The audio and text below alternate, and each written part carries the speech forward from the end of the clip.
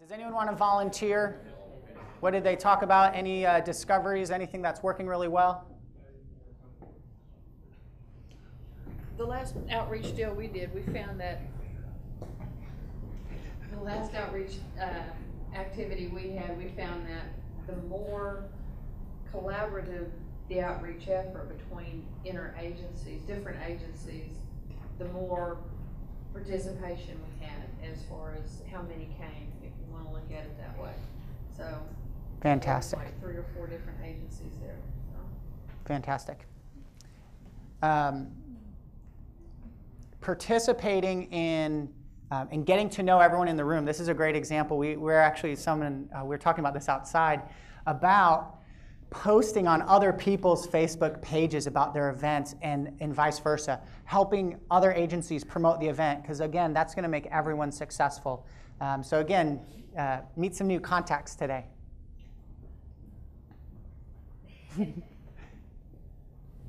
As pertains to press releases, I guess it's the thing that works. One thing that we were talking about was we had to take our head kind of up out of the trough of doing things the same way over and over.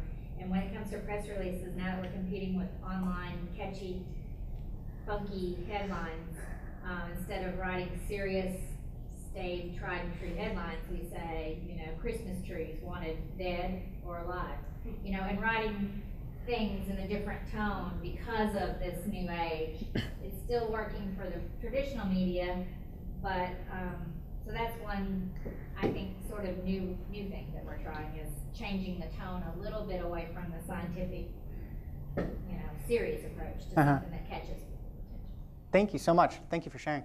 I know Stacy had mentioned to me she even had to learn how to rewrite press releases for different audiences. I think you're mentioning that as well. Fantastic. Anything else? Any other comments?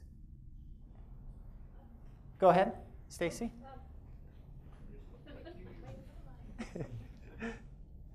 Well, I asked Mike here, how do we get interest when we're just trying to advertise an event? There has to be some key ways to make people really bite. And he said, it's in the details. There's a difference between just writing the time and location to really paying, I think, attention to how we describe an event and keeping our audience in mind. And just as that goes back to what Michelle said, the tone and the style is, really has to encompass our full audience. If it's, we know we write one way, or we should, if our audience is 15-year-olds, or if, it's 60-year-olds. And so we were just talking about, the types of details and the tone and style with which to write those in your press releases. Thank you. Really good, which relates to a concept that I was going to talk about on direct mail, or how do you write effective content? It's a concept of AIDA. Attention, interest, desire, action. Attention, is the headline attention-getting? Is it going to draw people in? Oh, that's his mic, okay. Attention, it has to grab their attention. It has to spark their interest. Desire, why do they want to come there? You have to spark that desire. What are they going to get from it? And then call to action. This is the thing that I see most often overlooked. Call to action. You always want your audience to do something else. Now that I got your attention, you're going to go here. Now that you're here, I'm going to take you here. And I think it was a really good concept that, who was just speaking here before me? Where did she go? Is she still here? Okay. Blaine, that she talked about, and I think that what they do really good, everything, all their marketing pieces are talking. It's like this ecosystem that everything works together, and it makes it easier to manage when you do that, and we'll talk about that a little bit later in the next session. But always having that call to action is really important. How do you register for the event? How do you do whatever you need to do? You always take them to do something else. To save a little bit of time, is there anyone that's doing direct mail that feels that it's being really successful? Here's why. Generally speaking, and this is just good information to know, with like a postcard or direct mail, if you do a good job, you'll get a 1% response rate. and this is kind of the concept of inbound marketing. Every single day, you and I see 3,000 ads on average a day. 3,000 messages. It is very challenging to be creative and clever to break through 3,000 ads so that they look at yours and they do something. Postcards and direct mail, so that's, some of the pros there is you can spread a message out anywhere, and you know that it's at least getting delivered to their house. But actually, the challenge then is actually having them to do something. There's a little bit of cost involved with direct mail, and it's a little bit challenging to track. Again, I like to know if I did A, B resulted. So postcards can be a little bit challenging on that front. Are there any other comments? I'm happy to field some comments if there's any questions, comments. Go ahead.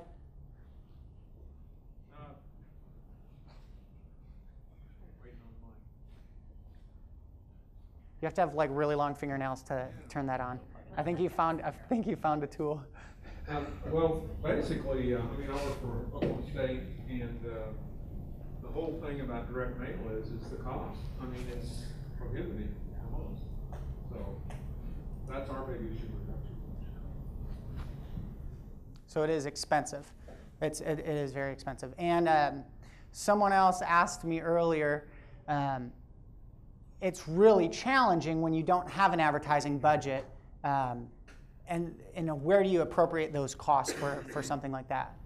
What about direct mailing to your already captive clientele?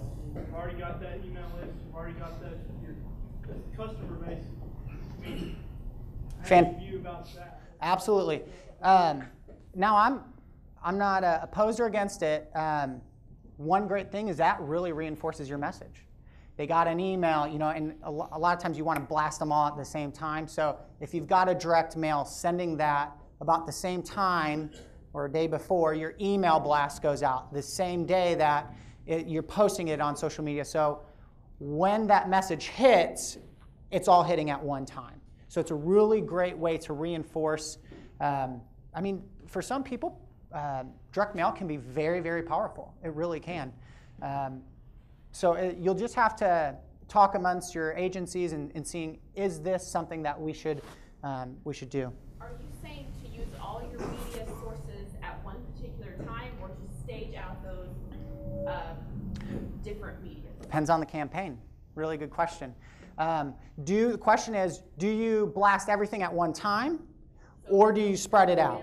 And your email blast and your Twitter and all of that, or do you stage those out? It depends on the campaign.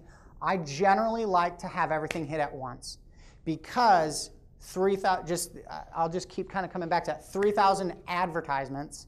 It's not including just other different things that we'll talk about later. But 3,000 a day. If you get 10 that are from the same little thing, you'll kind of start to turn and say, maybe I should go to this. It's everywhere. I saw the press release in the paper today. I saw it on my fan page. Here I'm getting the direct mail piece. It's like, okay, maybe we should start talking about this. Maybe I'm going to call some people. Hey, did you get this about this event? Might be something worthy of spending our time. So it's just this is from the Noble Foundation, and what we did before, what we do now. We used to do a monthly mailing to all of our 1,300 plus cooperators who are the prime target for our events. And what we would do is we stuff a bunch of trifolds into an envelope and then mail it off to it. And then anecdotally, through some of our consultants, we found out people were throwing those in a stack and maybe not opening it until after the event was already happening. And that's why we switched to postcards. And we take measurements at every event, and the postcards are by far number one. And secondly, we also have a local speaker series we do that's non-ag related, but we also do an email blast on that. And so between the email blast and the postcard, those are our two big things. Newspaper ads are still big, but they cost big money too. Yep. Great. Thank you very much. Anything else? And I love some of the Noble Foundation stuff. I'll be talking about that later. I love what they've got going on. All right. I'm going to lump a couple of these together. Flyers and brochures, I think I have next. Yeah. Okay, so with flyers, similar in the sense of it can sometimes be a little challenging of tracking. Of, you put the flyers up in different locations. How do you know if they're reading them? So it certainly can have a challenging tracking, measuring. However, the cost is fairly insignificant. You're not having to print out massive quantities, posting them in regular places. And then we'll also just kind of briefly talk, we'll group this together and just have a little brief discussion. Brochures, same deal. Looks like I've got some back here. Brochures, really great to have. Usually they've got a little bit better shelf life. Some magazines have some higher end magazines have a really good shelf life. So making sure that your material is potentially not dated, since it's more of a branding or just depending on how long something is coming. With the issue of opening it and the event's already passed, it's completely wasted. We'll just kind of open it up to the floor. Is there anyone that's using brochures or the flyers that's having really good success, just to talk about that? Well, since you used one brochure that we developed for the project, the second one, that workshop was very well attended. Wonderful. But we did some personal contacts too, and some other activities just besides the brochure. So it's a great, yeah, absolutely. Again, it reinforces your message. The great thing about a brochure, you've got a lot of space. You have a lot of space that you can jam pack. Great content, great. I look at this one, great visuals. Talking about the presenters, nice photo with a little information there. This is a very well done brochure. Visually, it's great. All right, websites. We're going to do a lot of discussion about websites here in the next segment. I am even going to give you guys a really good resource that you can all learn at least 50 ways to improve your website. Let's just look at a couple examples of things that I looked at. Oklahoma Forestry Services. We actually saw this earlier. Love this website. It's a three-column. The layout's very clean. Images nicely, smoothly scrolling. Very clean navigation. And I think we heard earlier they got, like 23,000 hits on their website. Being able to track and measure where are people going within your website is very important. Understanding, are people clicking on a certain area, like Okie Noodling, which I love, by the way. I'm new to Oklahoma. It's like the funnest thing ever. Knowing, hey, if everyone's clicking on Okie Noodling link, which is becoming a huge draw in Oklahoma, it really, truly is. If that's becoming really popular and it's hidden in your website, maybe you need to rearrange where those pages are. So we'll talk about some of those analytics a little bit later. I'll show you another example. Keep It Clean, Department of Wildlife. Very clean website visually, smooth colors, simple navigation. I really liked this site as well. Let's see, I've got another example. People go to your website. Here's an example that I just found just to get nitpicky. People go to your website, they do, and you need to make sure you have your analytics installed. We'll run a software on your analytics on your website today to see if it is installed. Talk to your webmaster to get a monthly report of how your website's doing. Like with this website, it's a little bit more challenging to read the content. Can you kind of see that? It's a little bit, it's a little bit more challenging, like with these nice dark backgrounds, white color. We'll look at some examples today. We're going to talk a lot about blogging today as well.